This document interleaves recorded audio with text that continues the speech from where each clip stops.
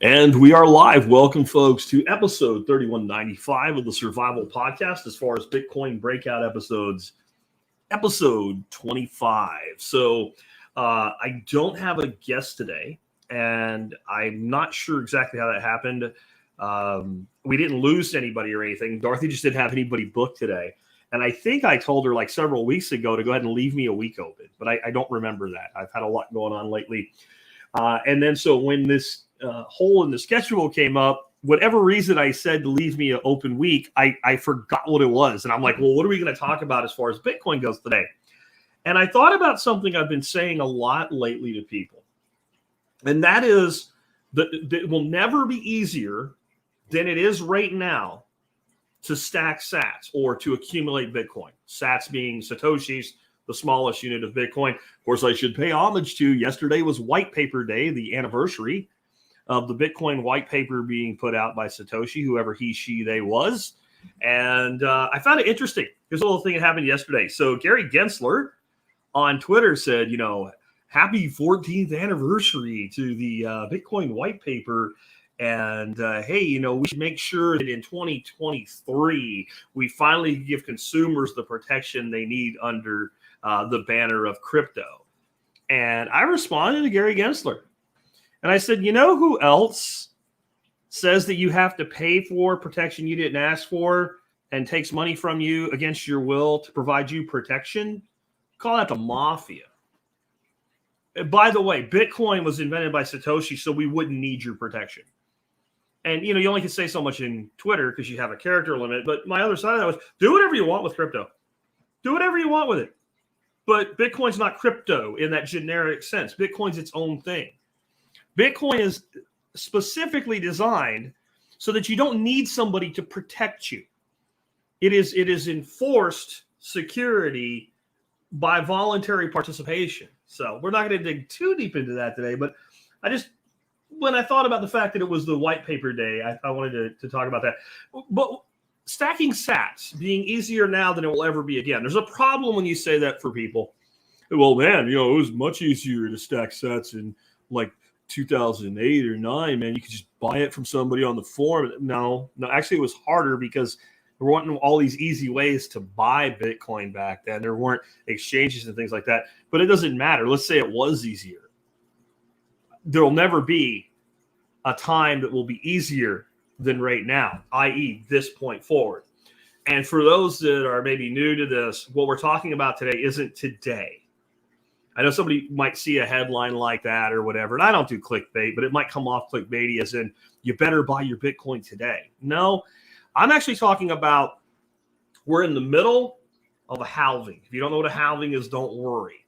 But we have about 2 years. It's really a year and a half in this second side of the halving coming up to the supply shock that I'll explain to you in a bit.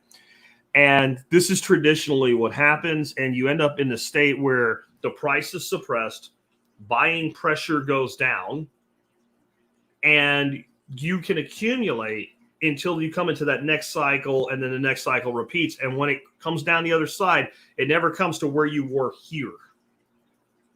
And so it won't be any easier. Plus, we have all these different ways to stack sats today. I'm going to talk a little bit toward the end today about things like the Fountain app and the Fold app and things like that. And how even if those things are around 10 years from now, they ain't going to accumulate sats for you the way that they do today. I'll even show you some recent sat stacking that I've done without having to buy Bitcoin. And explain to you why this is such a golden opportunity. And we'll talk about all that in just a minute. Before we do, let's talk about our two sponsors of the day. Sponsor of the day, number one today, is me. That's right, the TSP Swag Shop. I just wanted to point out I'm wearing this really cool shirt today. Here's a different version of it up on your screen if you're watching it. But the shirt says, bring back seventh generational thinking. That's why I love Bitcoin. It makes you think about future generations. This is another version of the same shirt with the Val logo, with the lightning eyes and the Bitcoin logo on the front. And I actually prefer this version of the shirt, but I figured if I wore the one that has the larger design on the front today, y'all can see it through the whole episode. You can see this version has the bring back seventh generational thinking on the back, comes in two colors. Really great shirts. I definitely recommend that you check out the TSP Swag Shop. That's at tspswag.com. We got lots of cool stuff like these new tumblers that we have that are made by Polar Camel. Really high quality, great looking, long lasting. Everybody that's got one tells me that they love it. Sponsor day number 2 today is JM Bullion. Now, a lot of times when I talk about Bitcoin, I get the people that are like, I believe in silver and gold, man. Well, I'm not one of these people that's puritanical on anything. I'm a prepper, and I come from a place of 2 is 1 and 1 is none. And that 3 is for me, and 4 is even more, and 5 keeps you alive. And I like having options. I stack sats, I stack silver, and I stack gold. And I think they all play different roles. I think silver and gold's day in the sun is a U.S. or a global monetary instrument, as in money to be sent from one place. That's long sailed. But they're still excellent, valuable property. And I won't say much more about that today because we're going to talk about that as it relates to Bitcoin today as well. And so I definitely believe in stacking silver and gold, and I don't believe in overpaying for silver and gold. That's why I like JM Bullion. I've been working with these guys for like 12 years now. Excellent company, no problems ever as far as getting things taken care of. If there is a hiccup or something like that, they do a discount for my members. Better pricing than Monix and AppMex and Lear Capital. Check them out today, jmbullion.com. All right, with that, let's go. And Hunter is saying in the chat here, by the way, heck, you can play games for sats. I don't do that. I'm not a gamer, but I know you can. That'll actually kind of come up in a sort of roundabout way today because Zebedee is, I think, a place you can do that. And they're constantly advertising on Fountain. So by listening to their ads, I earn a few sats. And so there's tons of ways that you can stack sats right now. But what I want to come out of the gate with is we're going to talk about the halving. And if you are a person that understands the halving and you could explain what I'm about to explain, don't tune out because I'm going to pull it in something you probably haven't really thought about before unless you read like Gigi's articles or something like that at that higher level of thinking. So the halving cycle is one of the ways that we enforce scarcity in Bitcoin. You see, there's a term that people throw around that are like the anti-Bitcoiners, the no-coiners, and that is artificial scarcity. If Bitcoin is an artificially scarce thing, it's not really scarce, it's artificially scarce. No, it's an enforced scarcity. There's an entire system, a math-based system that was laid down in code by Satoshi, and it is enforced by mining, by all the people that run their own nodes and verify that all the blockchain is the way that it's supposed to be, by the cost of energy, and by the issuance schedule and how it interacts with something called the halving. And so an artificial scarcity would be we can have more anytime we want, but we've created a fake scarcity. That's fiat. So fiat, you don't think of fiat as being scarce because we measure it in the trillions today. But it is scarce in that you can't just go down to your basement and printer go burr and make a bunch of new fiat bills and start spending them. They call that counterfeiting, and they put you under the jail for it. But there actually can be more dollars, whether they're physical paper dollars or electronic dollars at any time that the Federal Reserve and the banking system and the United States government in collaboration choose to make more money. So it's an artificial scarcity. And while that is really hard to get your head around today, roll the clock back to where it's pure fiat. There's no gold back at all. 1980. And look at the M3 monetary supply at that point, where you still get your head around the total number of dollars. And you can then at that point look at it and go, yeah, there was an artificial scarcity. And it was shown to be artificial by the growth in the M3. That's a total monetary supply between 1980 and 2022. So somebody else has this control valve. Then you have artificial scarcity. Nobody can make more Bitcoin. And the primary means by that, again, is through something called the halving. And so every 4 years, the amount of Bitcoin being produced is cut in half. And that's happened, I think we're in the third epoch, the third cycle of this now. And it has done a very consistent pattern through these cycles. And right now, the current block reward is 6.25 Bitcoin. So if you're a miner or a mining pool and you hit a block, and there's about one block every 10 minutes that verifies all the transactions, you're given a reward. You're not just earning money on fees. In fact, most of the money miners earn today is actually on creating new Bitcoin that gets issued into the blockchain. They actually receive it. They can hold it. They can sell it. They can trade it, what have you. And it's 6.25 Bitcoin right now. And that ends up being about 328,500 Bitcoin a year. So right now, between the 1st of January to the end of this year, there's a bit over 328,000 Bitcoin that were created and released to the world one way or another. Again, miners can hodl them and hold on to them and not sell them. But a lot of instances, miners are selling Bitcoin because they have to pay, at least some of it, because they have to pay expenses. So there's this constant flow of new Bitcoin. So we say it's deflationary, but it's actually very slightly inflationary in that there's more Bitcoin every year. Now, in the first cycle, the amount, I don't remember what the block reward, but it was huge.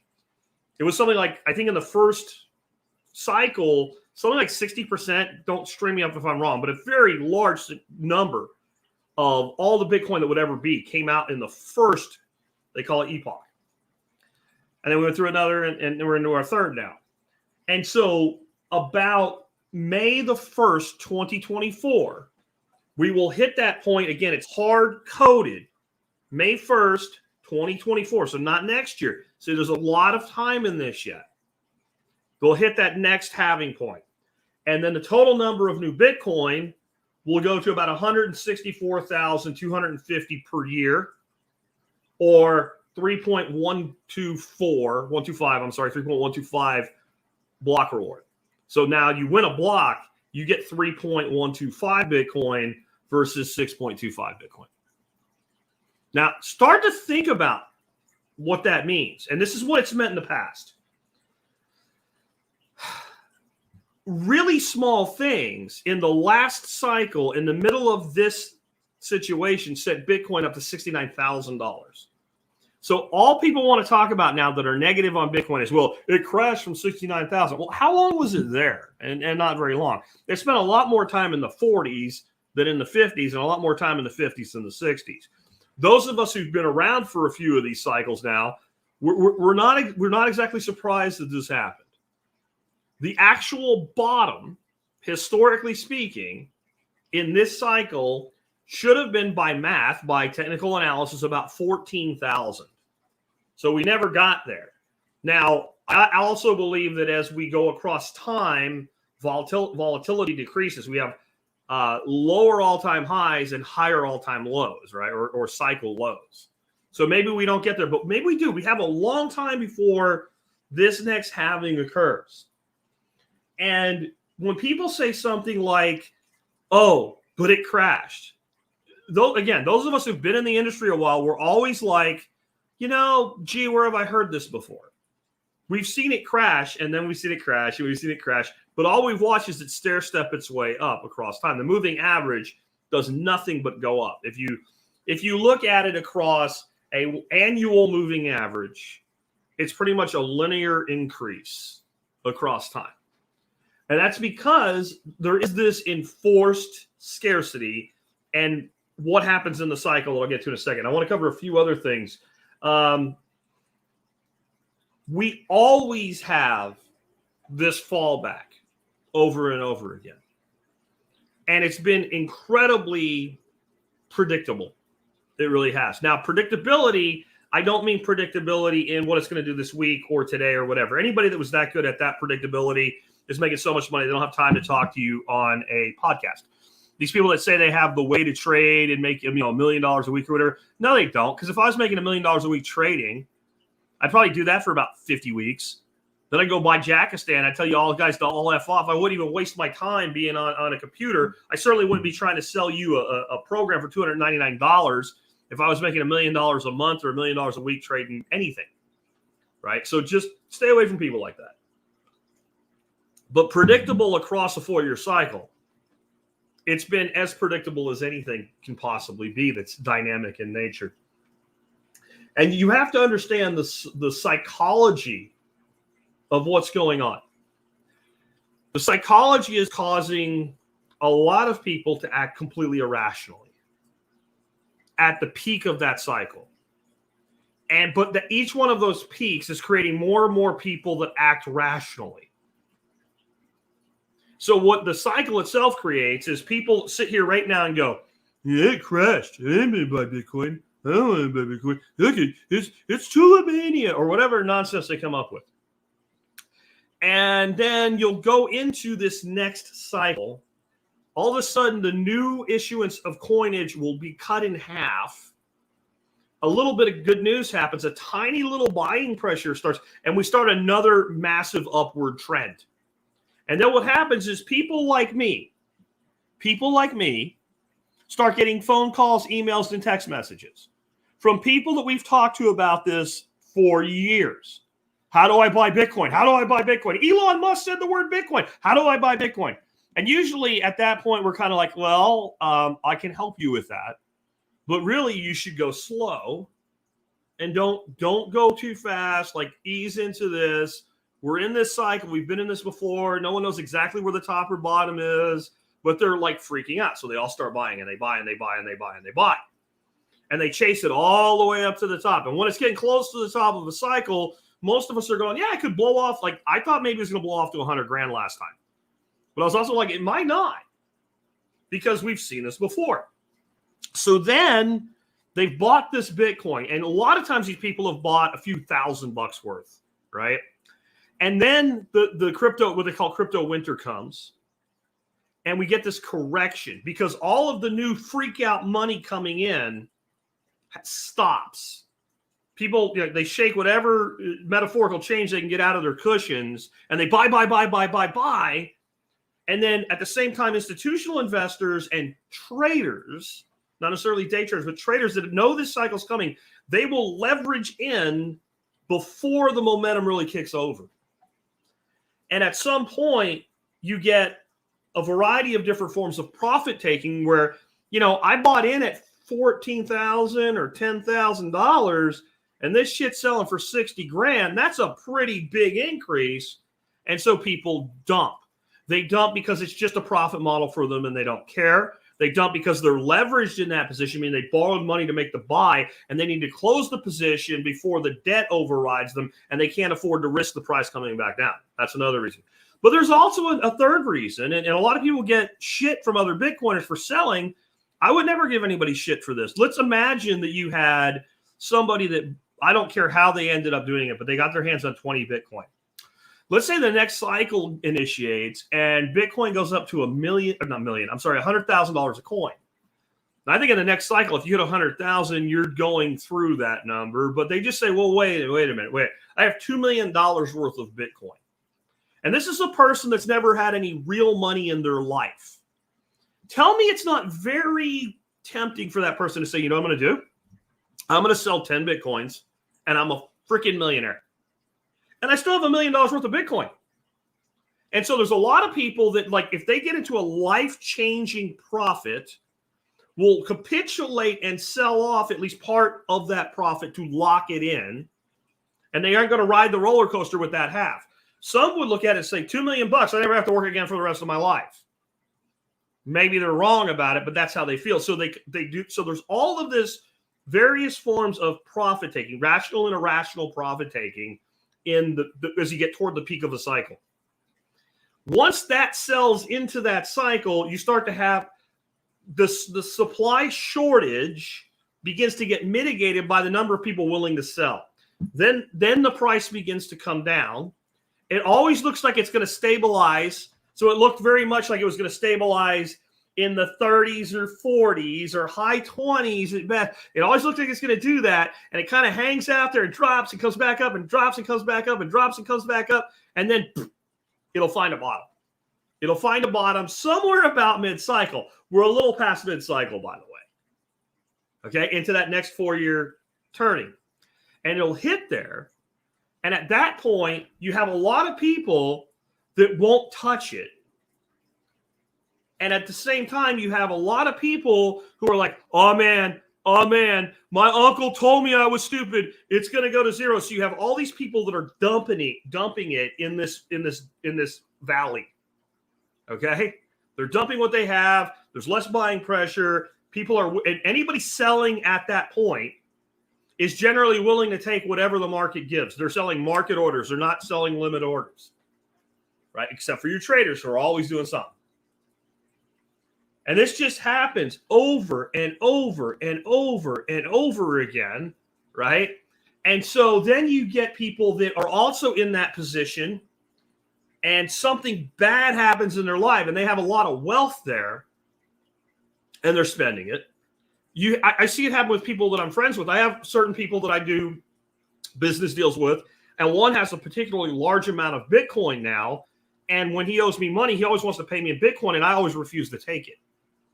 And it's because I know he's on the downside of that trade, and I don't want to take from him. I'm like, just let that shit sit there. I put money in the caboose. You pay me, and I'll buy Bitcoin if I want it. That's probably not the best thing for me, but I value the relationship, and I don't want him spending Bitcoin unless he actually has to. So there's also this irrational mindset. Well, my Bitcoin went down, so I have to sell it. Why? Now, again, if you need a cancer operation, you lose your job, you're about to get your house foreclosed on, those sales make sense. But most of the selling in this trough of the mid-cycle of the market are people who are selling for irrational reasons. It doesn't make any sense. So what we end up with is a huge portion of the people participating in the Bitcoin economy who have not switched on to the real reason to do this, and all they're thinking is number go up, me get rich. Do the exact opposite of what rational trading would be. Rational trading is what? We buy low and sell high. So there's this huge block of people that buy high and sell low. So how do we get out of that? How do we come into that next point with that next supply shock and reach a new all-time high and stair step up the bottoms at the same time? How does that happen? Well, every cycle, new long-term holders are born. And once a person makes it through one of these cycles and we go into the next one, they're just like, seen it before, not worried about it. And so more and more of the Bitcoin across time gets locked up by people that will not sell and will not spend at least the Bitcoin that they've put over here in their long-term bucket. There are people like they're trying to live on Bitcoin, get to zero on Fiat, whatever. And even those people, especially those people, when they say this is in my savings, they freaking mean it, right? That is locked up Bitcoin. And there's a certain portion that they're sweeping capital into every month. And the number of people doing that keep growing. And you're in a situation where you only have 21 million units that will ever exist between now and I think it's like 2140. And so as that occurs and you come into that next cycle, there's a whole bunch of people that will not sell. They'll buy, but they won't sell. And those people generally are buying all through these periods. And it's like if vaccines work the way they said, each cycle is like a booster shot in your immunity to be irrational in the market and sell Bitcoin when you shouldn't or you don't need to. And it plays hugely on the psychology. And that's why right now, it won't get any better than it is right now. You will not get more Bitcoin for the dollar, more sats for the dollar, aggregate averaged out between now and the end and the beginning of the next cycle. So I'm not saying that next week a dollar might not buy you more Bitcoin. I'm not saying that in January a dollar might not buy you more Bitcoin. I'm not saying that we might not see a bottom in the 14K range. I'm saying if you start stacking sats today, or continue stacking sats hopefully, between now and May 1st, 2024, across that period of time, there will never be a time that will work out better for you than it will right now. So all of you that are like, I think I missed out on the opportunity. Guys, we heard that when Bitcoin was $100. We heard that when Bitcoin was $300. We heard that when Bitcoin was $600. We heard that when Bitcoin was $1,100. We heard that when Bitcoin was $3,500. We heard that when Bitcoin was $7,500. We heard this. We heard this over and over and over again. And some of us are just, we're done. And that again is how long have you been in this? And because that number of people, like right now, the number of Bitcoin addresses that have had no Bitcoin go, maybe come on, but no Bitcoins left them in a year is at an all-time high. in a winter, a Bitcoin winter. This is usually when you actually, like, you shouldn't. This is usually when you see. So we are in a position where the currency itself, Bitcoin is a thing. Bitcoin is digital property, is maturing. And the primary people holding on to it have switched on to the idea, my plan as to when to sell Bitcoin is never. And in understanding that holding property that is an enforced scarcity across time used as collateral is an incredibly valuable thing, especially when the storage of that property or the maintenance of that property, the possession of that property has no cost. I said before, 2 is 1, 1 is none. I like silver and gold. I like Bitcoin. I like some cash. I like some equities. I like some real estate. But almost every other form of property has a cost associated with it. If you have real estate, you have upkeep, you have taxes. If you're holding gold, there's a cost of any significant value. There's a cost of securing that gold. If you're holding fiat, it's designed to devalue across time. Inflation is your cost of holding money, plus your risk of holding it in the bank. You can only hold so much or do so much with cash. So Bitcoin literally has no tax implications until you sell it or spend it, and a zero cost of storage. You can put Bitcoin into cold storage. That does not mean in your freezer. And you can store it for 10 years, and your cost is zero. The energy grid and all that. No, that's the miners suffer in downturns for your ability to store your Bitcoin for zero cost. And so if we have a zero cost digital asset that can be leveraged as collateral in the form of debt, effectively what that allows you to do, this is really important to understand. If you can borrow very small percentage of your Bitcoin across time and pay it back in an inflationary currency of dollars, once you stack enough Bitcoin, you can do that forever. You'll die before you ever screw up that plan. And it doesn't have to be Bitcoin still getting 200% gains per annum. It can be Bitcoin getting an aggregate average gain of 15, 20% and starting out with a very small increment that you leveraged into debt against fiat.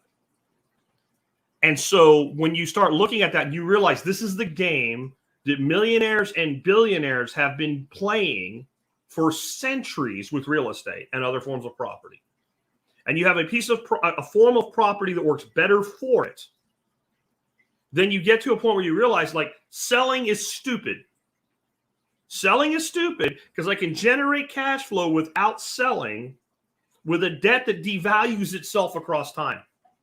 That's the Michael Saylor formula that he keeps talking about. And it will be possible with what seems like a ridiculously small amount of Bitcoin right now to be able to do something like that. It's not an insignificant amount of dollars, but I'm telling you, people that hold one full Bitcoin or more within a decade at the most, I would say, will be among the wealthiest people on the planet. That doesn't mean they're all going to be Jeff Bezos's. It doesn't mean you're going to be able to buy Jackistan with one Bitcoin or whatever. It just means when you start looking at, like, what's the top 5% of people on the planet, people that own one Bitcoin will generally be in that category. And it's very hard for people to get their head around that because it doesn't seem like it should be. The problem Bitcoin has is when you begin to actually understand it, it seems too good, it can't be. Or if it is, then they'll take it away.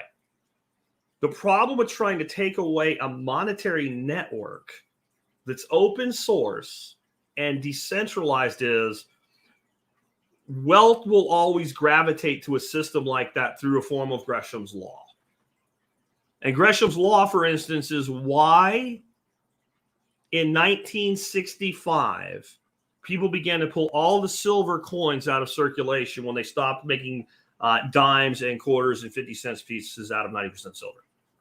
To where today, you technically, a dime that is a nickel-clad dime, right, or a silver dime, 1964 or earlier, are technically in face value, according to the fiat monetary system, equivalent in value.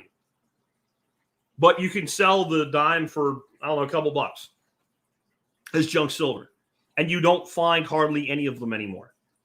Some of you guys, you're old enough that when occasionally one gets in, and so tell me in the chat here if this is you. Somebody has a handful of change, nickels, dimes, quarters, etc., right?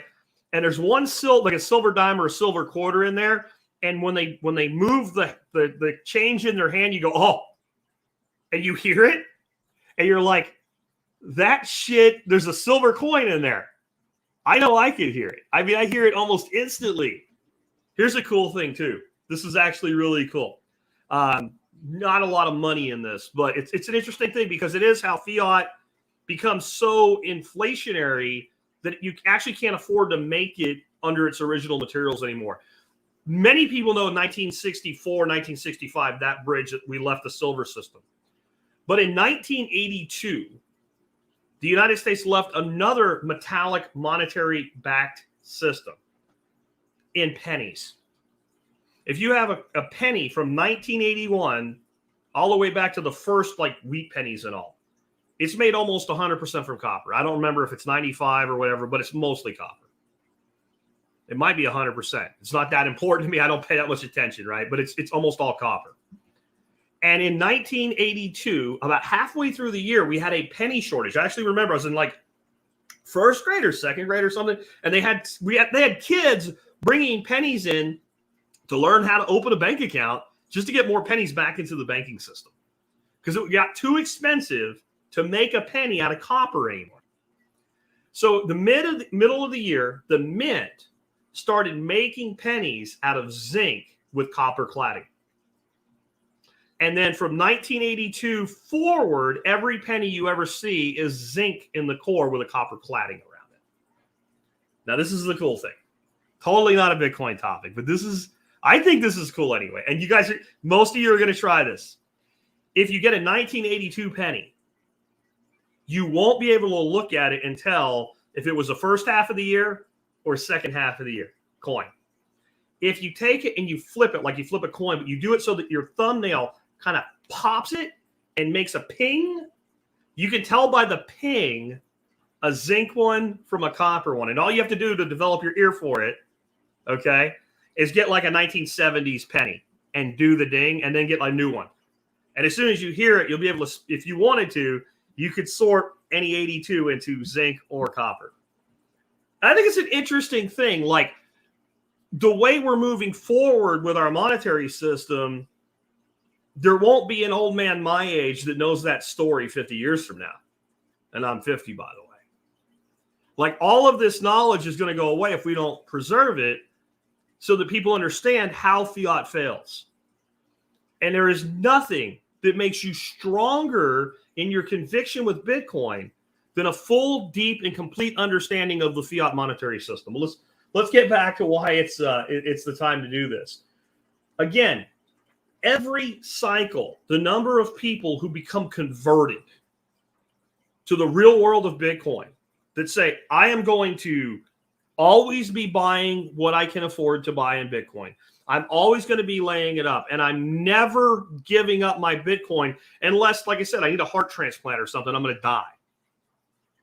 That number of people grows while the supply shock hits. And you have to think about the supply shock. So right now we're in a recession, and I would say part of the world is in a depression. People can't afford food in a lot of situations. We have concerns about our fuel supply. I do think that when they say there's only 25 days of diesel left, those of you that made the earlier discussion had with John and Nicole today, you know why that's actually a bullshit number. But it's still like it's a problem. It's still a problem, right? We have this is not a good time economically. And no matter how hard the Brandon administration tries to spin that this is a good economic time, it's not. The stock market's kind of shit in a brick. Right, big tech got its ass handed to it this quarter, if you've been paying attention to that. And Bitcoin keeps crashing from 20,000 to 19,000. Every time I log on to Twitter, I get all excited. See, people are like, well, what are you going to do if it goes down to 9? I'm going to buy more, dumbass. That's what I'm going to do. Right? I'm not kidding when I say this. Like, the more it goes down, the more I'll buy. The more it goes up, the more I'll buy. But I'll see, like on Bitcoin Twitter, Bitcoin crashed again.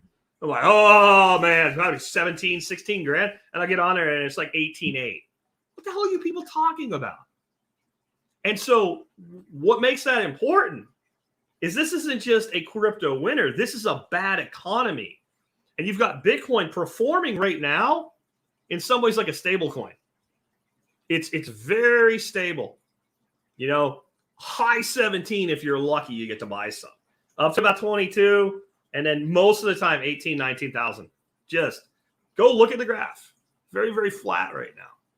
So what do you think that means if you're able to maintain about $20,000 of Bitcoin in all this shit, and then that has 328,000 per annum new issuance, and then in one moment, on one day, it goes bam, 168.5.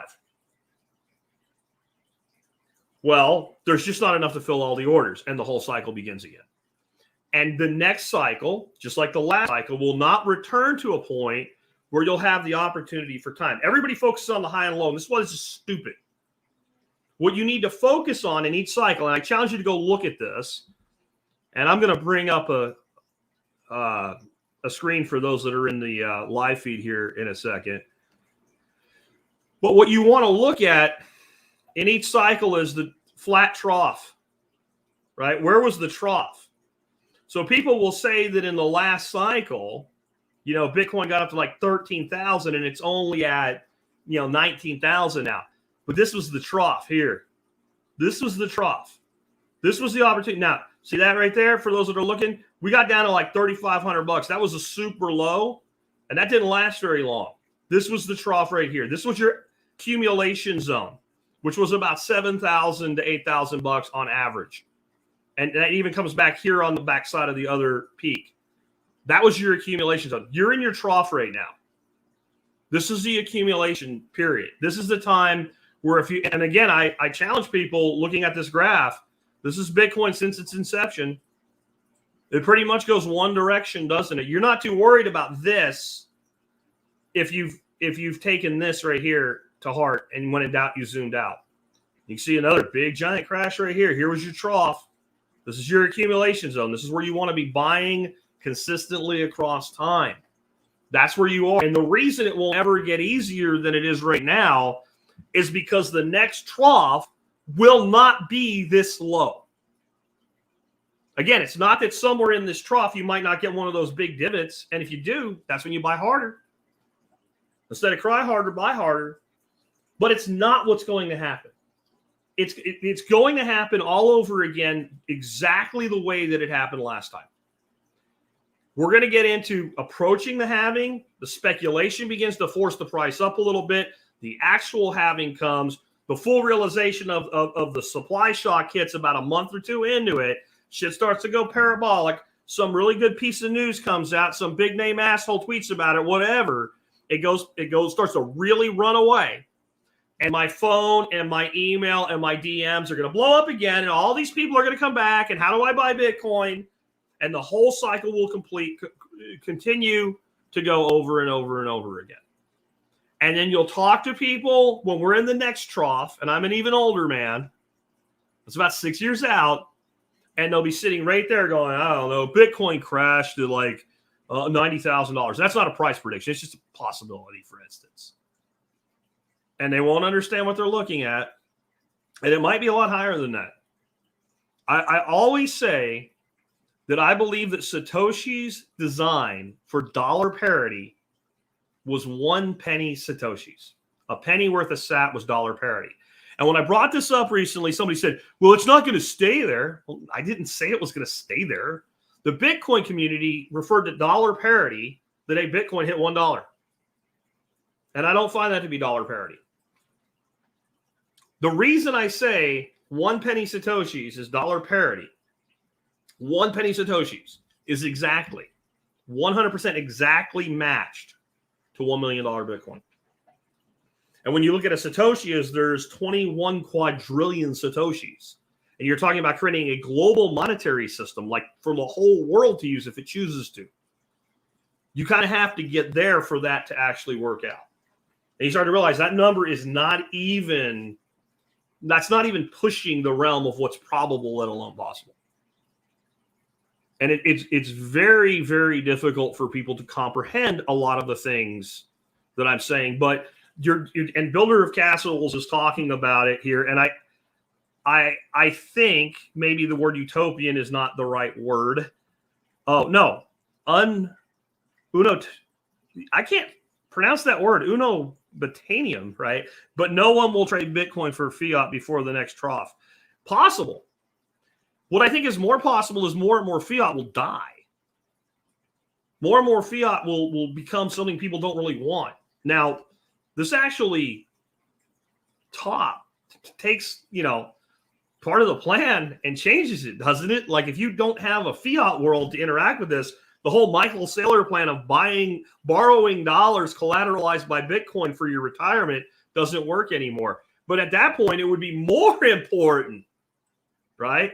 Unobtainium. Okay. Unobtainium. Maybe. Because there is a weakness. There is a weakness right now in the world of fiat money that we've never seen before. I think you really have to let your mind grapple with the fact that it's something like we have $31 trillion of debt. $31 trillion of US dollar debt that actually is backed by nothing. Actually, you know what it's backed by? It's backed by our military. And that looks like it's weakening, and our position militarily is weakening. I'm speaking of the United States now. But everyone around the world is having the same problems that we are. The strongest currency on the planet right now is probably still the Russian ruble. It wasn't that long ago. I could definitely say that was the case. And so we are in a place where the dollar's never been as weak.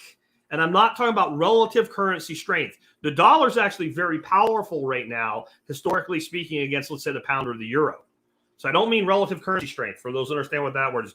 But I mean weak it's in a position that it's potential to hold on as the global economic reserve currency. There's never been a time that's been more at risk.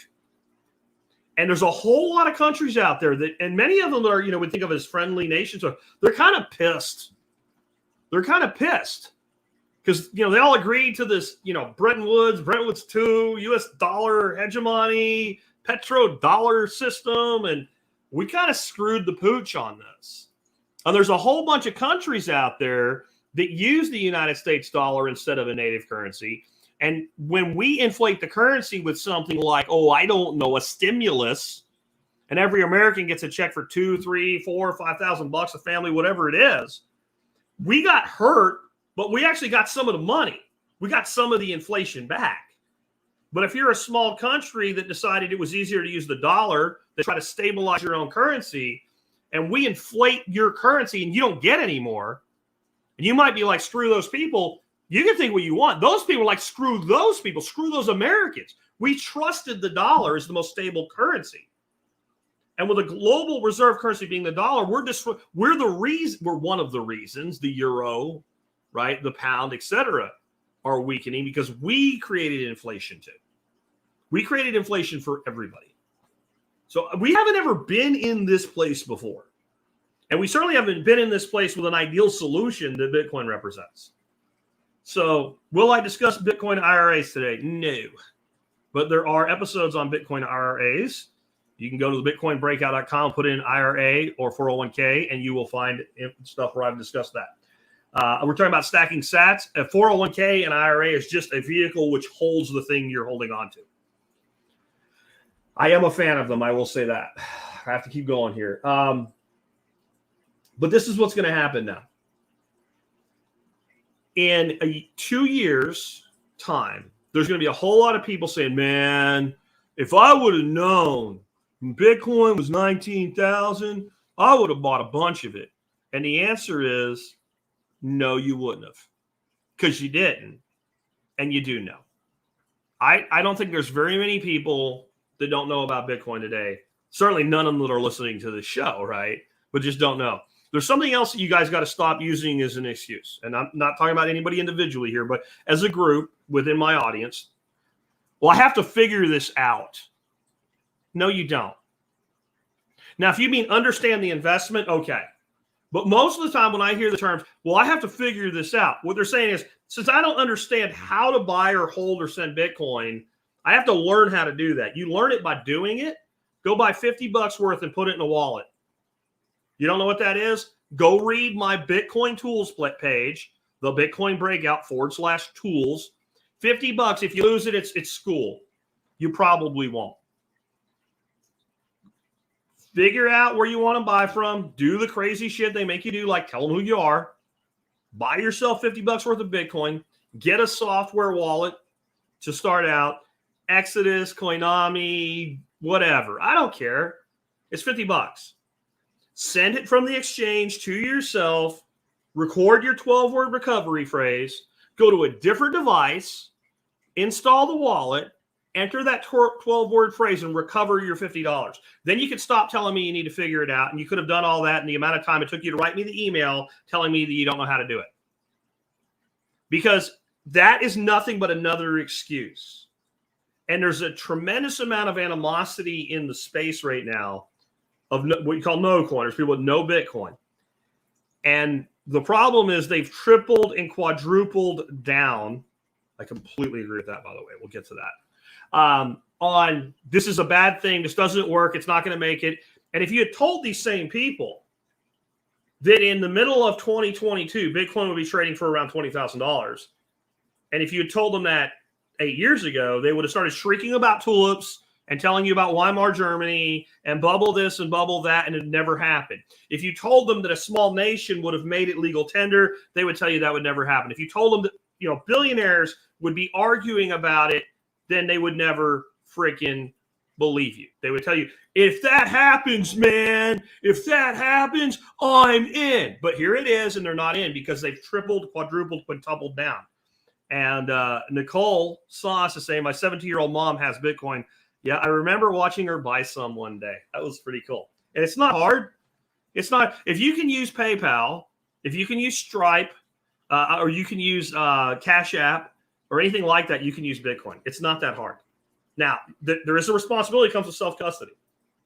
We're not going to get deep into that today. But the fact you can self-custody is what makes it work the way that it works. That's what makes it unstoppable. That you can have 100% self-custody. And I want to say something on that real quick here, because I want to talk about ways to stack as we finish up today. But I want to say something about this puritanical bullshit. I'm going to start out with T River Rats, though. He says, take your crypto off exchanges, Celsius, anyone. I don't care about Celsius. Get your crypto off the exchange, period. The whole point of Bitcoin, I'm going to say Bitcoin, not crypto, dude. The whole point of Bitcoin is that you can hodl your Bitcoin with a hardware wallet or a software wallet or an air gap, whatever. You can possess it in a way that basically, even if the government knew you had it and said, well, you have Bitcoin. Fine, I do. Go get it. Well, you have to give it to us. Well, okay, take it. Well, give us your your 12-word phrase. I forgot it. I lost it in a boating accident, whatever. No, you can't have it. There's nothing you can do. You can't have it. That is the whole freaking point. But the Puritans will say, well, we shouldn't have a Lightning Network, no sort of mint banks. Like, it's only peer-to-peer cash, man. Puritanism didn't work out well for the Puritans. So it's probably not going to work out well for you. If you have the best monetary asset that's ever been created, and that's what Bitcoin is, then there will be a banking system in time for it. And it doesn't mean you have to give up self-custody to participate in it. And what's being built is being built so that you don't. But it might be the case that it might make a lot of sense that people would want to work together in a way that they would need a trustless environment to leverage large amounts of capital for things like investments or things like group buying or things like paying bills back and forth with each other. Or what about creating a system that basically gives the rights to capital without transferring the capital through smart contracts so no money actually exchanged hands to circumvent tax law? Yeah, shit like that. Will we do that? I don't know. I'm just saying, you're looking at something we've never had before, programmable money. So if I have a supplier, okay, if If I have a supplier that's providing me stuff, but I'm providing them something back in material goods, but there needs to be a balancing when one has tethered more to the other. If there is a collateral in between that B is not given to A and A is not given to B, but B and A have a right to each other's portion during that time, then we have secured the transaction without transferring the funds, and there's no taxable event. There might be a reason that we want to do something like that in the future. I'm just saying, right? You have no idea what can be built. So all of these things that are being built with layered technologies, and everybody that says this, they're never actually Bitcoiners. They're shitcoiners. They're followers of Roger Ver or Craig S. Wright or something like that. And none of these people that are ever spotting the shit run their own nodes anyway. They're all using freaking software wallets without running their own node. They have no idea what they're talking about. Of course, you're going to have a banking system for the best monetary good that ever existed. It just doesn't look like the banking system you're used to. And you don't have to participate in it, and you can always self-custody. That's what's important. Hobbit nuts. Love it. FBI agent, where's your 12-word key? Me. Ask your wife. That's harsh, bro. Anyway, so let's start talking. What is the easiest ways to stack Bitcoin right now? I did a show last week, hardcore guy on total privacy, and I pointed out, like, there might be a case in the future for wanting to have Bitcoin that you can say, this is my Bitcoin and I can prove it, and it's clean Bitcoin, still self-custody. You still can't have it, but it is mine. And I am not opposed to KYC to buy Bitcoin. I'm really not. KYC is the banks. Well, you're using the bank's money. You're turning bank money into Bitcoin. So I'm all about selling, private transactions, etc. But if you want to buy Bitcoin regularly for fiat, you're going to KYC. And I have a whole group of places that are available. The Bitcoin Breakout /tools, where you can see each one and what I recommend, what's good and bad about them. And kind of the two that I think are really best suited for dollar cost averaging regular buy-ins are Swan Bitcoin. They're going to tie your Bitcoin up a little longer, but they're huge self-custody advocates. They will even allow you, takes a little bit of work, but once you set it up, you can automate purchase and withdrawals. And each witdraw goes to a new address on your hardware wallet. So they are, and they have, if you're doing large amounts of money, they have Swan Private, full service, great company. If you're the kind of person that just wants to completely be in charge of it for yourself, maybe you're an entrepreneur like me, you just look at your weekly profit that you're going to pay yourself and say, yeah, I'm going to take 10% of that in DCA. Strike. Strike works really well if you're buying less than $1,000 a week. Most of you are going to buy less than $1,000 a week. Big time. All right, let me get rid of the porn spammer. Jeez. Okay, so those are my two kind of favorite for dollar cost averaging, automated buying, or just manually buying.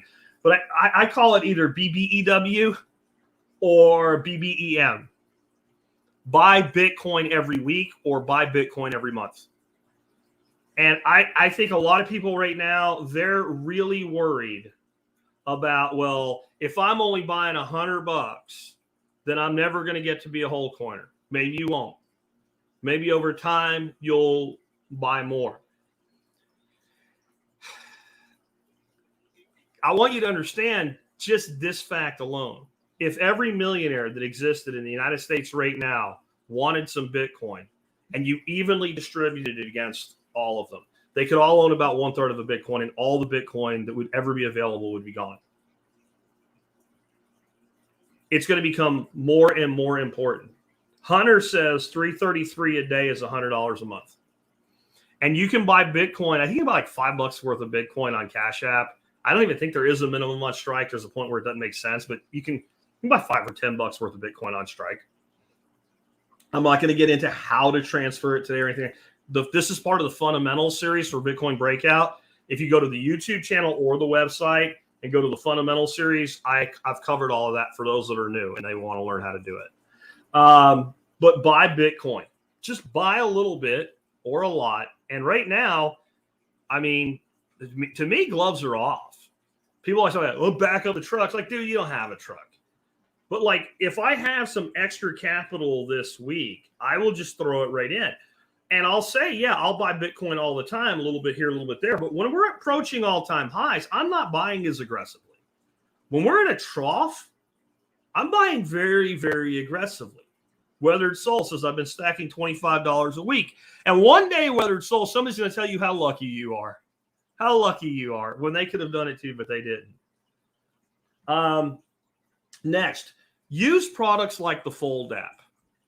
I keep talking about the Fold app, and I want to really start explaining, especially combining this with it's never going to be easier than it is right now. This is my monthly server bill for the Survival Podcast.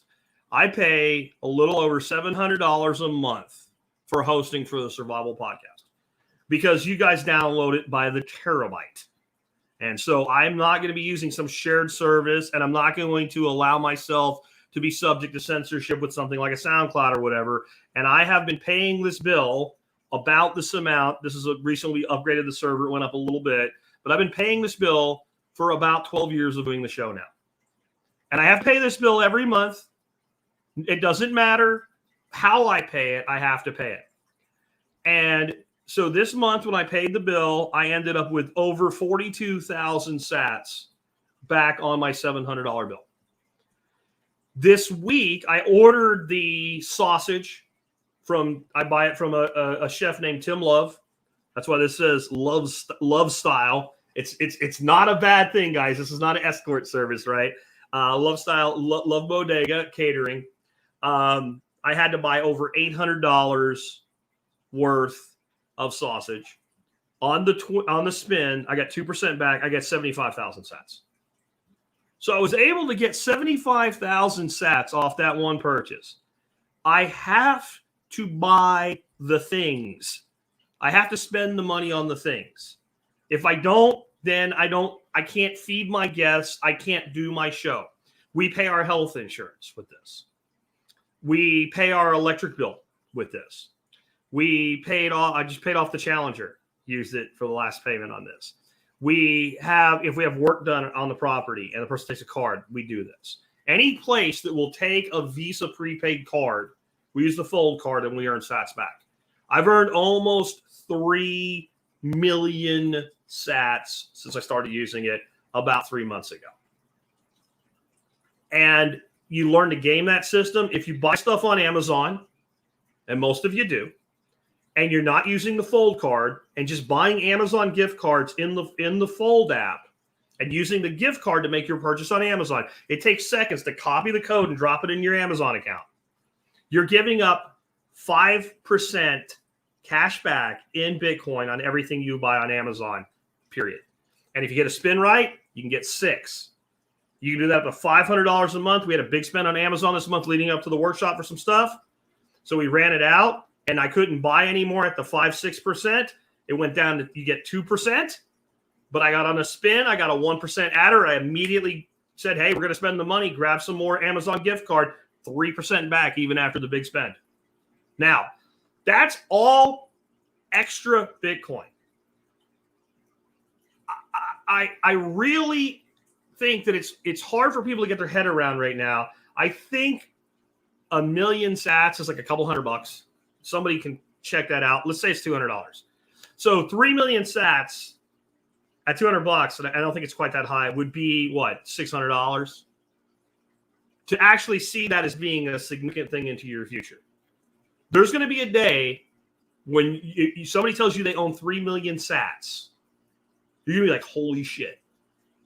And so when I say there's never been an easier time than right now, that's what I mean, that you can get this type of free Satoshis with no real extra effort. Now, I will say the one thing about Fold, guys, it is kind of a pain in the ass when you first set it up to moving. So I was only off by $4. Tom says it's $204. So you got to use ACH to move money in. You can use a debit card, what have you. You have to be creative. I had to order something. Oh, it was the Love Bodega thing, right? So they only take PayPal. They don't take Visa and MasterCard on the website when you order catering. And I need to email those people. I haven't heard from them yet.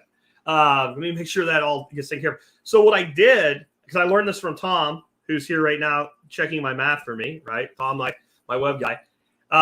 I hooked up so that my Fold card became a funding source to my PayPal account. So if somebody only takes PayPal, when I make the payment with PayPal, I choose the Fold card as a funding source, but I still get the sats back. So that one little hack right there made me an extra 75,000 sats this month. The ability to do that is not going to stay at this level right now through the next cycle. It's not. And I think you have almost all the way to the next cycle to capitalize on this. Here's a much smaller thing, but I keep telling you about Fountain. And I get people crying, I listened to 3 podcasts, and I didn't get any sats at all. And I don't even have time for your shit. You're worried about a couple of nickels they didn't get. You start using it to learn and become part of the Bitcoin economy. Go ahead and spend $5 in your Cash App or Strike app and start tipping some of the podcasts you listen to. Send them value for value, stream some sats, learn how it works. The more active you are, the more you'll learn. Start making clips, and you start getting paid sats by other people. I paid out easy this week 1,000 sats just in likes to clips that people made on my podcast. That could have been you. But right here, in Fountain this morning, I opened it up to check on things. And lo and behold, Casa, who is a multi-signature service where you have 3 keys and you keep 2 and they have 1 as a backup. And you need 2 to move the money, so they can't move the money. But if you lose one, they have the other one to help you out. I got 41 sats to listen to their commercial, which was, I think it was around a minute long. Now, that's not a lot of money. 41 sats is like a penny. But what if you make that extra 41 sats every day? What if you make 2 or 3 of those every day? And you do that across time. And you do that all through this trough that we're in. And you should be doing more. But if that's all you can do, then that's what you do. Kelly S. says, are there options for people that are not in the USA? Fold is USA only. I don't know, but I bet there are. But Fold is USA only. I don't talk about things I don't have experience with, so I don't want to recommend a service that maybe is not as good. I think if you're a U.S. resident and you don't use Fold, you hate money. And if you listen to podcasts and you don't use Fountain, you hate money. And I don't just say that so you'll get involved and send sats my way. If you don't send me any sats, that's fine. But I think that when you start using sats as a monetary instrument, when you say, you know what, I really enjoyed listening to Nicole Sauce today, and I'm going to send her 500 sats, and it sounds like a lot, but then you realize that's like, I don't know, a few cents. You're like, yeah. Or you send 5,000 and it's like $1 right now. You're like, but I just transacted. And you start thinking not in Bitcoin, you start thinking in sats. And then you start to really understand this world. Next up, accept Bitcoin in your business. If you don't do this, you really hate money. I mean, you despise money. You are putting money repellent on your arms you get up in the morning, you get your can of money repellent, you shake it up and you spray it all over yourself. If you have a business and you have the ability to accept Bitcoin as payment and you don't do it, that's how bad you hate money. You don't deserve money, and money is going to fly away from you as fast as it can because you are simply not taking advantage of an opportunity. Because this is something people still have a hard time understanding. There are people who will literally make a purchasing decision solely on the fact that one business takes Bitcoin and the other business does not. Anybody who has ever done that in this chat, tell me, just put me in the thing right now. We'll see what comes up from that. I will tell you I have done it. And I don't even spend my Bitcoin. I've talked about this. This is another reason I love Strike. With Strike, I can deposit money, I can send dollars, and the other side gets Bitcoin. So if I'm somewhere and I ask the question, do you take Bitcoin? Yes, I do. How much is this going to cost me? They tell me I deposit that exact amount of money in seconds from my bank account, and then I hit the little scan thing, and I go, whoop, and boom, they've got Bitcoin inbound, on-chain or Lightning, their choice. So What I'm telling you, people that own businesses, and there's 3 out of 78 so far. Me. Hobbit Nuts, Living Free in Tennessee, and Infopocalypse have spent their money with somebody over somebody else only because they took Bitcoin and the other side didn't. I will also tell you, I have spent money, and I know people have spent money with me for my membership that say I only bought it or I only spent it because you take Bitcoin. The fact that I see you participating in the Bitcoin economy made me dig around, scrounge around a little bit and say, yeah, I don't really need that thing, but I'll buy it. So you are not just not obtaining Bitcoin when you could be. You are turning your back on something called incremental revenue. Businesses that turn their back on incremental revenue long enough go broke. Never turn your back on incremental revenue in any form unless it's unethical.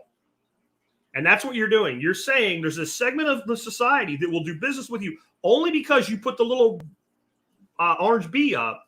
I don't want that money. I don't want your money. It's a mistake. Don't do it. We got 4 now. That's a pretty significant hit there. And I bet you if I said how many people in this group of 80 own a business, it's less than half. So that means, 10%. I'm saying, it is time to start thinking differently about this. So DCA, buy Bitcoin every week or every month. Use products like the Fold app, the Fountain app, and accept Bitcoin into your business. And if you do side hustle stuff, always ask, hey, do you want to pay in Bitcoin? And then be smart about it too, right? So I had a handyman do some work here the other day. He doesn't want to take Bitcoin. But if I would have said to him, do you want to take Bitcoin? He said, I do, but I have to go buy $50 worth of shit. Well, how much is it going to be? $150. You want $100 worth of Bitcoin and $50 worth of cash? Do you want $100 in cash and $50 in Bitcoin? I'll do either one. I will always be flexible on the payment side.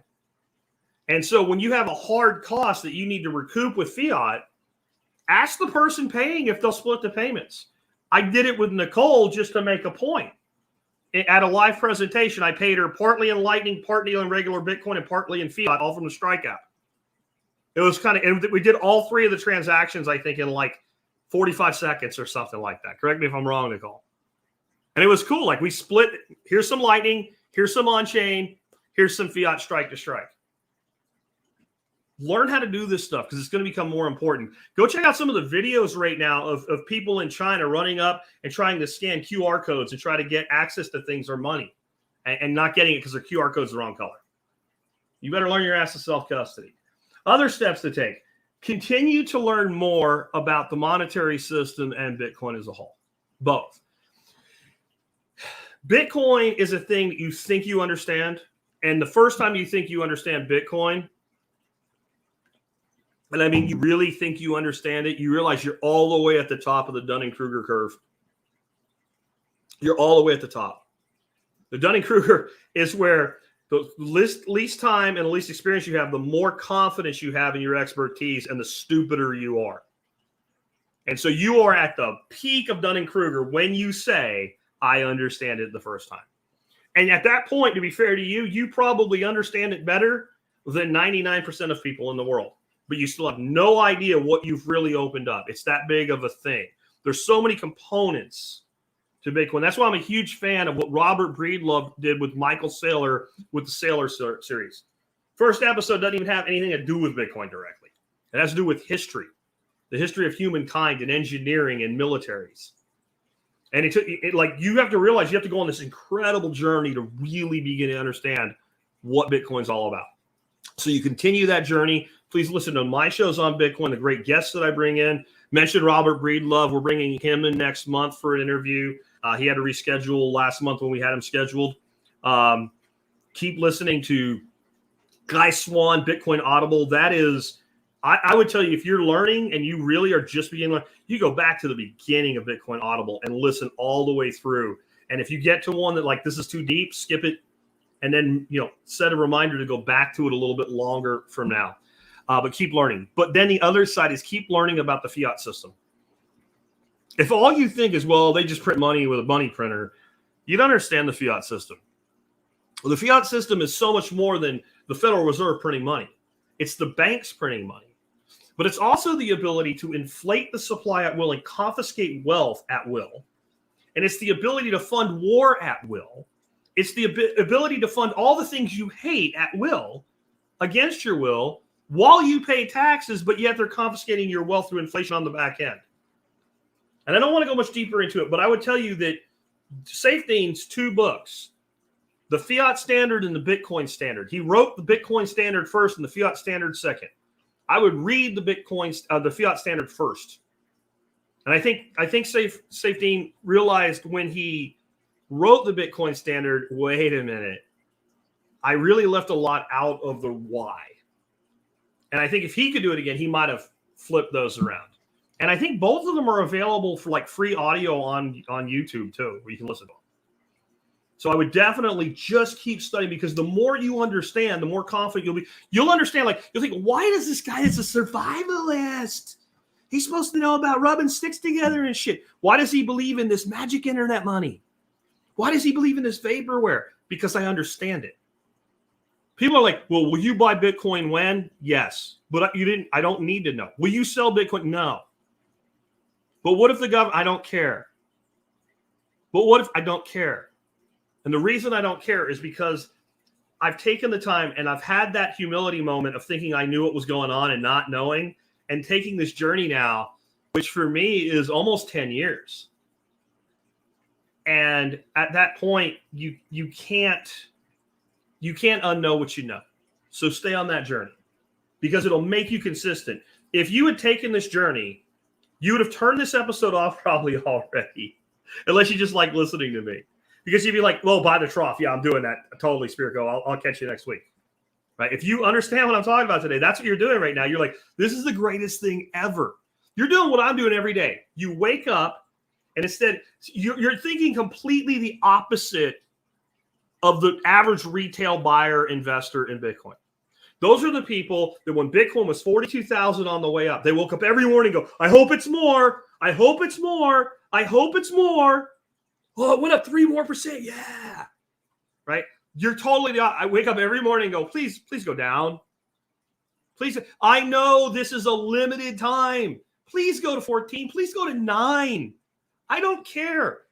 It makes me think way, way back at the beginning of the show, before I knew anything about Bitcoin. Somebody asked me, like, what would you do if silver went to $3 an ounce? I said, I'd be dancing naked on my roof. That's what I would be right after I put my order in. Well, if Bitcoin went down to 10 grand, I'm putting a big order in and I'm going to go dance naked on my roof. Are you thinking contrary to the average person? When you do, you can't fail with this strategy. So keep learning. Get involved with a local meetup. And I've heard from people, well, I checked, Jack, and there isn't a local meetup. If you live in the Fort Worth area, I want you right now to go to meetup.com and search for Fort Bitcoin. And I want you to join the meetup that I'm part of. This is not my meetup. I didn't start it. It was set up by Petro, and he's a really cool dude. He's actually going to be on the show, not about meetups initially, with a really cool episode coming this month. But he started this group, and there's 190 members now. So you look at that and you go, well, that's probably been around for a while. We just had our 1-year anniversary. And there's new people joining the group every freaking month. It's been cool. I've started to see people that I know from the audience coming to the meetups. They have a really great one coming up in November, Lightning Day. It's a much bigger thing than a typical one. I can't go because the week of November the 8th, obviously, that's a Tuesday leading into the 9th, which begins my my workshop. But, you know, this gentleman just started the meetup, put it out there, and it's grown into something. And the reason I think meetups are so important, the first one we went to, my wife thought it was going to be boring. She thought we were going to sit down and they were going to talk about all kinds of crap like she hears me talk about all the time, wallets and self-custody and everything. And all we did, we went to this really cool freaking bar. It's a speakeasy thing. It's not really a speakeasy because you don't have to have it anymore. It's a speakeasy vibe. It looks like a rundown closed bookstore. And it is a badass bar. And we met a bunch of cool people. We had some nice drinks and we talked and we got to know each other. So it was, you know, knowing the Bitcoiner beyond the fact that they have Bitcoin. And we look forward to going to them now. And that way you start to build a network, and you know people that know about certain things that you want to know more about. Because you're only you can I mean, we probably will do some like sit down presentation once. They did another one of those. I think it was at SMU. I couldn't get to that one either. But I like just hanging out with Bitcoiners. You start to realize that this is really something different. And there's power in networks. And so we're talking about a macro network in the Bitcoin network, but the micro network is your local network of Bitcoiners. Get involved with them. And consistently ask yourself one question when you're saying, do I really get involved with this thing now, Jack? You got in back when Bitcoin was $300 or so. It's easy for you to say that. Yeah, but I bought Bitcoin yesterday. And I'll probably buy some Bitcoin before the weekends again. And I bought Bitcoin when it was 40,000. I bought a little bit in the 50s. I don't think I really bought any in the 60s. I think I did. I'm not sure about this now, right? I want to hold some, even if it keeps going up, there'll be a dip. But I bought it all the way back down. I bought it then again in the 50s. I bought it in the 40s. I bought it in the 30s. I bought it in the 20s. I bought it in the teens. I bought it back in the 20s. I bought it in the teens. Just keep buying it. And there's a reason. I ask myself a simple question. What do I trust more? Math and code, or human beings who seek power? Which one of those do I trust more? Do I trust a network of hundreds of thousands of computers with enforced rules based on code and self-interest? Do I trust people that have the power that hurts others when they use it and benefits benefits them and their friends when they use it? The Cantillon effect. Which one do I trust more? I wouldn't. Here's the big thing about the ability to print money at will. Being an ethical man, I wouldn't trust myself with the power of the central bank. There's certain things that if you said, I'll give you the power, like you were Q from Star Trek, right? Not QAnon, but Q from Star Trek. And you said, I will give you any power you wish for. And if you offered me certain powers, I would say, I can't be trusted with that power. No matter how good my intentions, when that power has been bestowed upon me, the power itself across time will corrupt me. So the entire monetary system that people say they don't trust, but they do. If you keep all your money in dollars, and stocks are dollars, okay? If you keep all your money in dollars, you're trusting the dollar. That's your state. I trust the dollar. Well, I don't, but you do. Do you have a bank account? Yeah. Do you have a bank account that's not empty at the end of the month? Like, you have savings, you have investments, you have CDs, you have an IRA, a 401k, what have you? Yeah. Is it denominated in dollars? Yeah. You trust dollars. You're trusting dollars. Now, I'm not getting rid of my dollars. I'm not that guy, right? But I don't trust them. I find them a useful tool for the time, and I will continue to use them as they make sense as that tool. But I trust the Bitcoin network because I don't have to trust it, because I can verify it, because I can run my own node, and I know the state of the network at any given time. And when you understand that, you're kind of done with this whole tulip mania nonsense. How do you get more tulips, by the way, for the tulip mania people that are still around, or any of you guys here? I don't know if snipers have left. I used to get some snipers in these live streams for Bitcoin. They're not here anymore. How do you get more tulips, guys? You take the tulip bulb and you put it in the ground and you grow it, and it divides. So literally every bulb you buy turns into more bulbs. How do you get more Bitcoin? How do you get more Bitcoin? And there is an answer. You personally, how do you get more Bitcoin? You expend energy for it. Well, I can just buy it. Where'd you get the money? The money is energy. I inherited it from my great uncle who I didn't even know existed. Somebody expended energy for it. Somebody transferred energy to you, and you tendered energy for it. If you're a miner, you tender energy for the right to certify blocks. There's a cost of production in energy. And so if any person who compares Tulip Mania, which by the way lasted for like a year, right, to Bitcoin, which is now in like its 12th year or 13th year, 14 years from the white paper, 14 years, doesn't know anything about anything. Anyway, hope you guys enjoyed today's show. If you did, and you want to throw some sats my way, remember the best way to listen to the Survival Podcast and the Bitcoin Breakout is on fountain.fm, and you can earn some Bitcoin and share some Bitcoin. I want to say thank you again. Bitcoin Breakout's kind of a segment of the Survival Podcast. I think we were number 40, just as our breakout segment. But the Survival Podcast is, again, this week, the #1 supported podcast on the Fountain Hot Charts. So we have once again finished ahead of Adam Curry and Marty Bent. I think that's pretty cool. And so thanks to all of you that did that. And remember, you can earn some sats while you're there. There's a lot of other ways to support us. But I want to answer a few questions here right now. Does the Fold card affect your credit score like a credit card from Hobbit Nuts? The answer is absolutely not, because it's not a credit card. It is a prepaid debit card. So it does not affect your credit score, though I do think they actually do run your credit when they issue it for you, but it's not like you have to have a super credit score or something. It is because there is some level of risk associated. I don't really ACH, some shit like that, but no, it doesn't affect your credit score because it's not credit.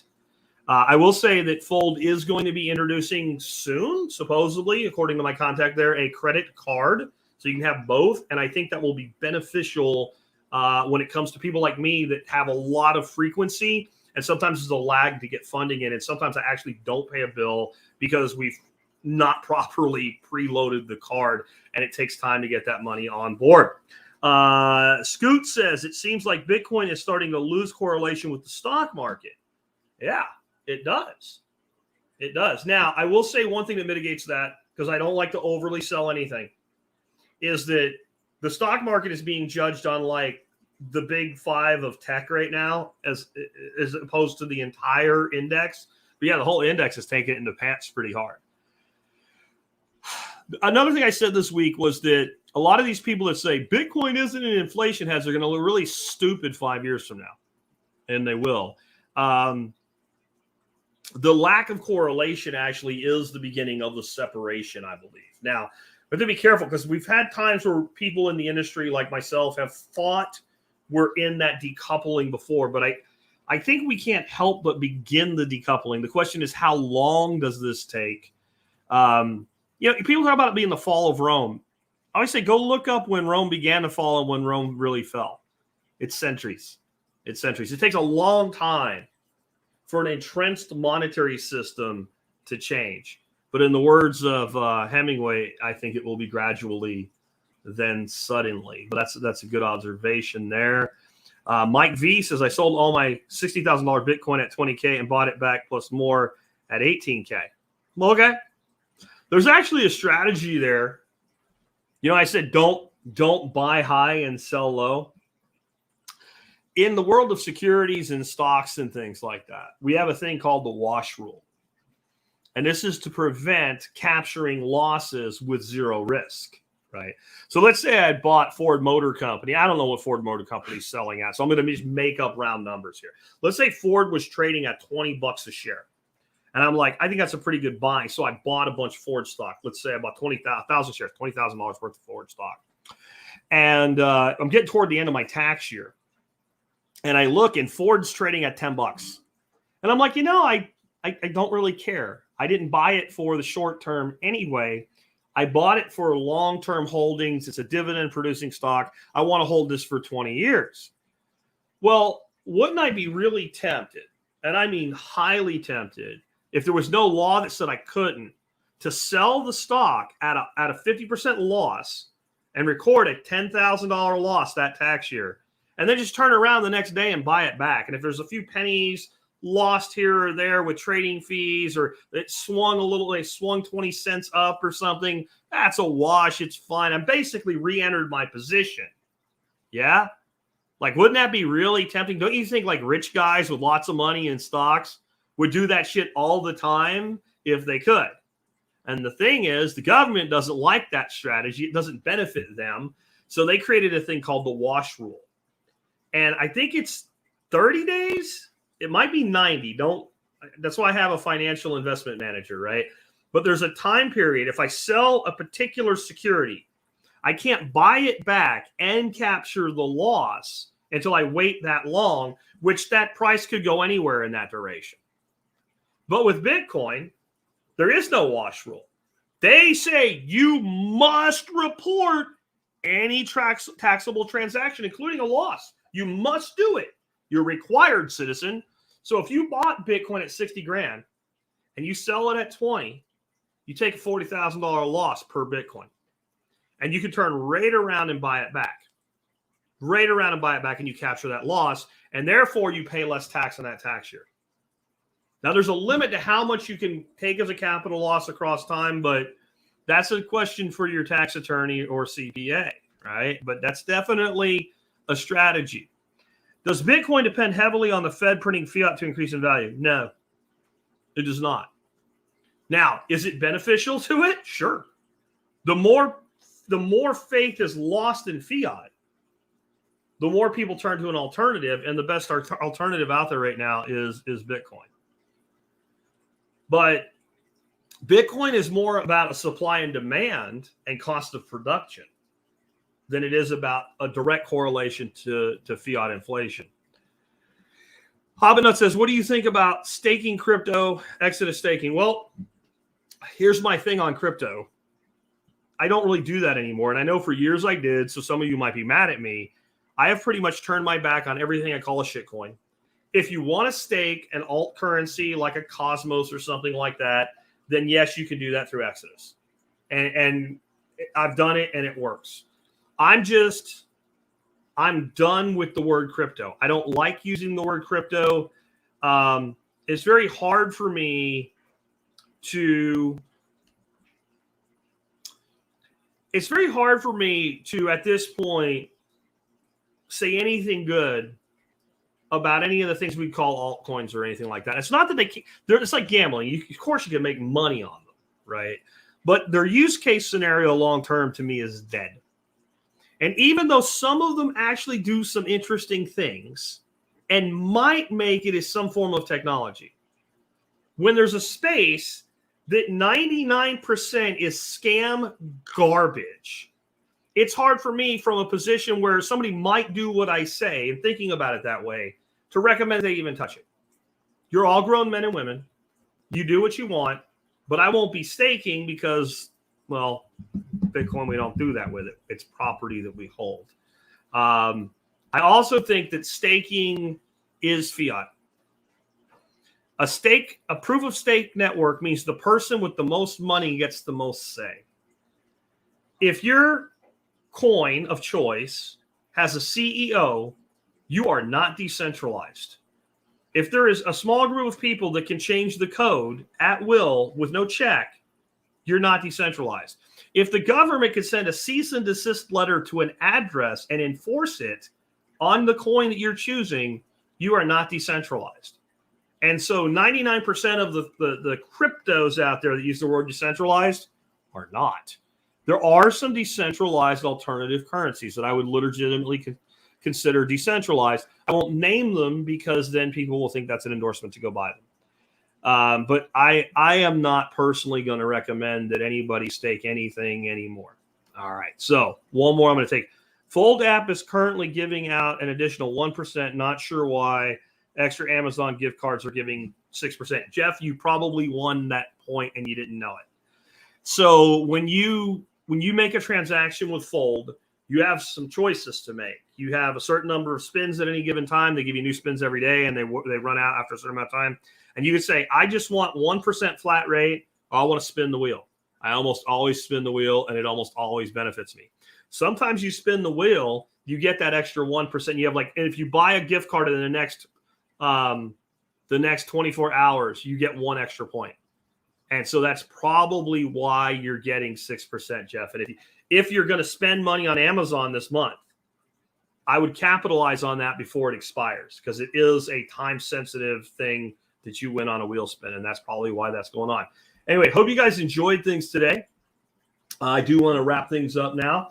If you are listening to this on any of the podcast networks, whether it's the Podcasting 2.0 or iTunes or Spotify or anything, and you found the Bitcoin breakout, you're like, I'll listen to this because it's about Bitcoin. Consider checking out the rest of the stuff we do at the Survival Podcast. Yesterday, we did an episode just on why building a business is hard and it should be. We'll probably be talking, what are we going to be talking about tomorrow? We're going to be talking about building a house in the post-COVID era from a purely DIY point of view with no construction loan and only a moderate amount of actual construction expenses. We're talking about a guy that pretty much, other than maybe pouring a foundation, built his own house from scratch out of pocket in the post-COVID world. So that's the kind of stuff we talk about. Real sovereignty, guys. Last but not least, do consider doing your online shopping at tspaz.com. That's all I'll say about that today because I want to go ahead and wrap up. Since I did a 2-hour show with John and Nicole today, I'm at like 3.5 hours right now, almost nonstop. So I need to get things wrapped up and published out for you guys. If you have somebody that you would like to hear on the Bitcoin breakout, and don't say Michael Saylor, I've asked, he doesn't respond. If you know somebody that would make a good guest on this show, especially somebody that's not a Jack Mallers or Michael Saylor, somebody that's building technology, someone that's doing cool shit in the world of Bitcoin. Those are the people I want to talk about. We can have anybody be grandiose and make big statements anytime, anywhere. It's not as important as nuts and bolts. Ask them to apply to be a guest. Just go to thebitcoinbreakout.com. You'll see a tab that says guests. Click on that. Fill that form out completely. That's your pitch. Or have them do it. Don't do it for them because then I'm contacting somebody and I don't know what's going on and I think they asked me on and it makes problems. I'll just say that. I would love to have more people on, people that are building things on layered applications. I would love to have someone come on that really understands Fediments. I think that would be a really interesting discussion. I have some ideas. I'd like to know if they're feasible. If you know somebody that you want to see come on, let me know. Flirting with Bitcoin, I've heard them on. If they want to come on, fill out a form. Come on. I'm not hard to get on the air with. A lot of people think that we are because we've been around so long and we've had so many big name people. I like to tell people's stories. I like to hear from the average person in not just Bitcoin, like in prepping, in permaculture, in homeschooling, because that's who's tuning in, right? If you want to hear Michael Saylor, you can go listen to a speech anytime you want on YouTube. But when I can get somebody on here that's like, we're building a thing that does this, and here's how it's going to work. And we have some cool stuff coming up like that. But if you know somebody, let us know. With that, it's been Jack Spirko with another episode of the Survival Podcast and the Bitcoin Breakout.